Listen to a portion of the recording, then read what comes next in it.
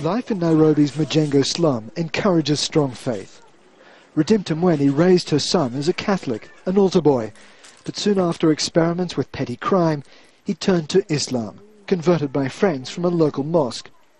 Soon his rhetoric became radical, and then he vanished. His picture is on a police list of suspected Al-Shabab recruits. When I hear about the fighting in Somalia, I think about him because I'm afraid he's taking part. When he returned from the Islamic school and watched the news, he would support Al-Shabab. He had a grudge against the police and promised to take revenge. And that makes the whole question of Al-Shabab recruits from Kenya deeply worrying to the authorities here.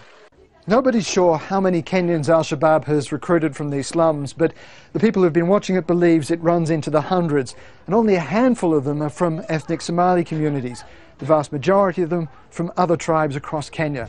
And that makes it much harder for the authorities to spot.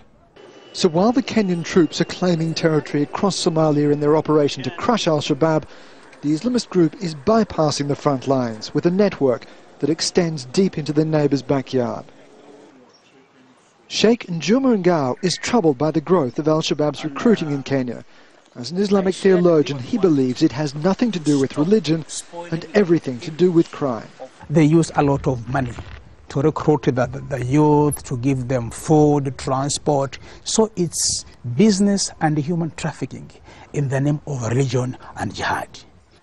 Ibrahim Jibril also sees it as trafficking. His 23-year-old son Tafawa last called from Somalia 2 months ago. But Ibrahim says his son isn't to blame. I blame the people recruiting for Al-Shabaab, but the government isn't looking for them. They're just looking for the recruits and their families. It's like hitting the snake on the tail and not the head. And every other month we hear of 50 to 60 children who have joined Al-Shabaab.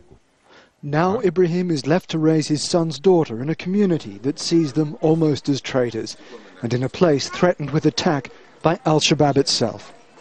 Peter Greste, Al Jazeera, Nairobi.